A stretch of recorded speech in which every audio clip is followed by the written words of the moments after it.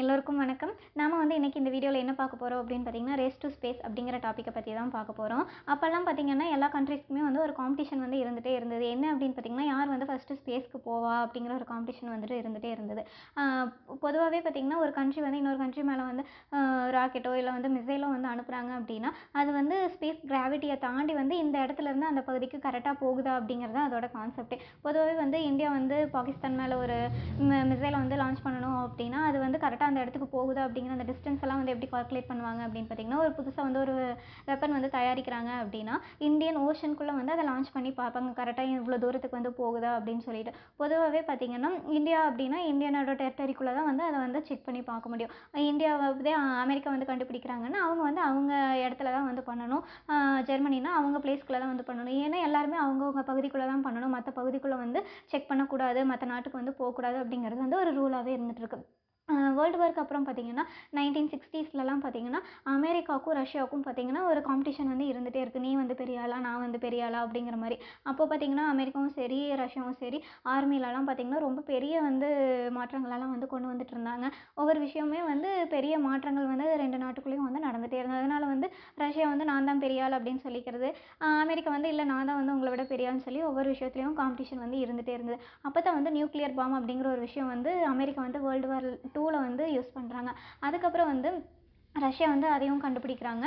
அதுக்கப்புறம் வந்து இதை வந்து என்ன சொல்கிறது, ரெண்டு பேருமே எங்கிட்ட இருக்குது அப்படிங்கிறத விட இதை வந்து நம்ம ப்ரூவ் பண்ணணும்ல, அதுக்கு வந்து ஏதாவது பண்ணணும் அப்படின்னு சொல்லி யோசிக்கல. அப்போ என்ன சொல்கிறாங்க அப்படின்னா, சரி ரெண்டு பேருமே வந்து ஸ்பேஸ்க்கு வந்து நம்ம இது பண்ணுறதை அனுப்பிச்சு பார்ப்போம், எவ்வளோ தூரம் போகுது அப்படின்னு வந்து பார்க்கலாம். ஏன் அப்படின்னு பார்த்தீங்கன்னா, இப்போ ஸ்பேஸ்க்கு வந்து ஸ்ட்ரைட்டாக போகையில் 90 டிகிரியில் போகையில் ரொம்ப ஸ்பீடாக போகும். இதே வந்து இப்படி ஸ்லாண்டிங்காக போகையில் பார்த்தீங்க அப்படின்னா கொஞ்சம் அதோட வேகம் வந்து இன்னும் அதிகமாகும் அப்படின்னு வந்து சொல்கிறாங்க. அந்த கான்செப்டுக்காக ஸ்பேஸ்க்கு வந்து நம்ம முதல்ல அனுப்பிச்சு பார்க்கலாம் அப்படிங்கிற ஒரு முடிவு வந்து வர்றாங்க. அதுக்கப்புறம் வந்து நிறைய காசெல்லாம் செலவு பண்ணி ரெண்டு நாடுகளுமே வந்து ஸ்பேஸில் வந்து கான்சன்ட்ரேஷன் பண்ணி அதுக்கு வந்து என்னெல்லாம் பண்ணலாம் அப்படிங்கிற விஷயத்துக்கு வந்து போயிட்டே இருக்காங்க. அந்த காலத்தில் வந்து ஸ்பேஸுக்கு வந்து ஃபஸ்ட்டு நம்ம போக முடியுமா அப்படிங்கிற ஒரு விஷயமே வந்து கேள்வியாக தான் இருந்தது. அதுக்கப்புறம் பார்த்தீங்கன்னா ஸ்பேஸ்க்கு வந்து மனுஷங்களை கூப்பிட்டு போக முடியும் அப்படின்னு சொல்லி ரெண்டு சயின்டிஸ்ட் வந்து சொல்கிறாங்க. ஒருத்தர் வந்து யார் அப்படின்னு பார்த்தீங்கன்னா ரஷ்யாவில் இருக்க மிகப்பெரிய சயின்டிஸ்ட், இன்னொருத்தர் யார் அப்படின்னு பார்த்தீங்கன்னா ஜெர்மனியில் இருக்க சயின்டிஸ்ட். இதில் எங்கடா ஜெர்மனி வந்துச்சு அப்படின்னு பார்த்தீங்கன்னா இதில் தான் ஒரு ட்விஸ்ட்டே இருக்குது.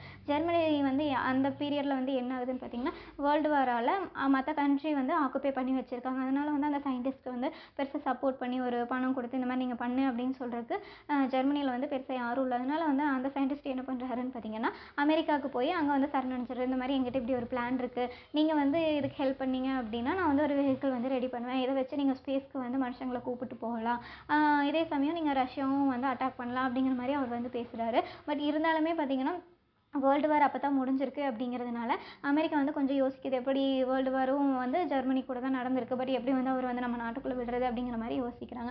ஆனால் அந்த டைமில் ரஷ்யாவில் இருக்க சயின்டிஸ்ட் வந்து என்ன பண்ணுறாங்கன்னு பார்த்தீங்கன்னா கவர்மெண்ட் கிட்டலாம் வந்து பேசி ஒரு டீமெல்லாம் ஃபார்ம் பண்ணி ஃபஸ்ட்டு வந்து ஸ்பேஸ்க்கு வந்து ஒரு ஸ்பேஸ் கிராஃப்ட் வந்து அனுப்பிச்சிடுறாங்க.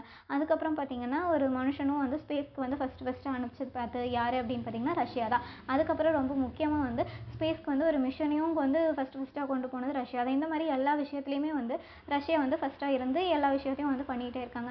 பட் வந்து அமெரிக்காவுக்கு வந்து கொஞ்சம் கோவமாக தான் இருக்குது, என்னடா எல்லா விஷயமும் இவங்களே வந்து பண்ணிடுறாங்க அப்படின்னு சொல்லிட்டு.